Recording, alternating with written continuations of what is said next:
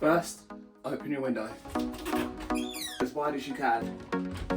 Number 2, take your fan and place it facing outside the window, about 30 centimeters away. Final step is to take a dry towel and place it at the bottom of your door. This in the scientific community is known as the Venturi effect, which is the direct application of the Bernoulli's principle. Or in other words, what is happening is placing your fan 30 centimeters away from your window and blowing the air outside is creating negative pressure in your room, which is basically a vacuum. I will now demonstrate this with my vape.